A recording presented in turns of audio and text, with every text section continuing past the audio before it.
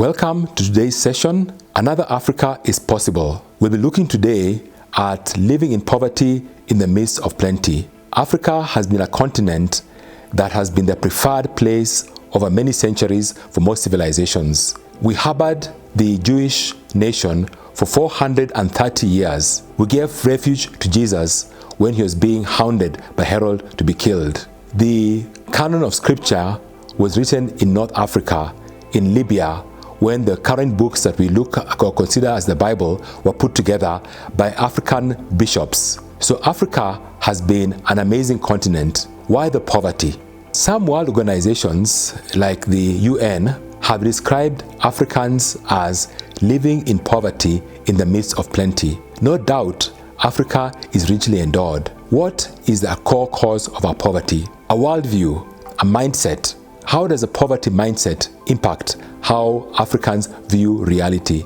Every culture has a worldview, and the kind of worldview you have determines the world you have in view. Every worldview is the answer to a few basic questions. What is the nature of reality? Is reality organized or is it chaotic?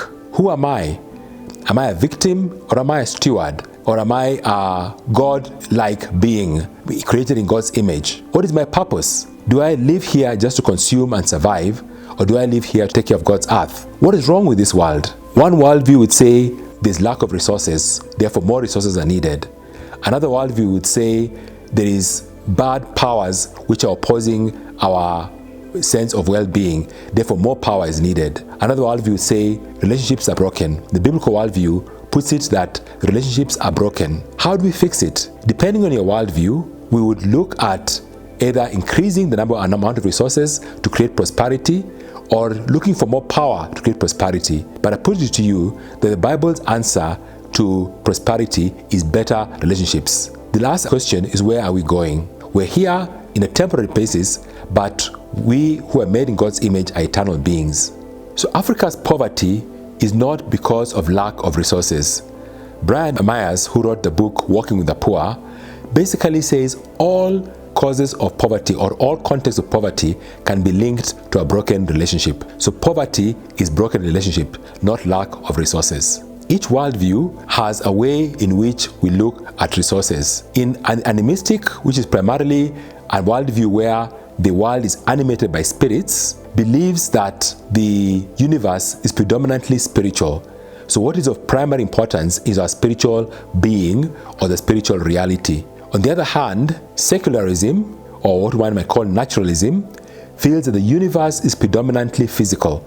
Only what can be seen, touched, or measured with our five senses is real. But the biblical worldview talks about a spiritual God who created the universe that is both spiritual and physical, and also goes further to say he actually took on a physical body in Jesus Christ to live in this world and redeem it or bring it back to himself. So when it comes to business, I've observed over the years that a critical business success factor is not money or markets, but mindsets. And dysfunctional relationships are at the heart of dysfunctional businesses. In the last 2 or 3 years, I have worked a lot with businesses that are not going to go far. And this is not because the market does not demand them, but because relationships, whether it's at the board level, are not going well, or it's relationships with customers, or it's relationships between individuals in the organization. So poverty is broken relationships, and dysfunctional relationships are at the heart of dysfunctional businesses.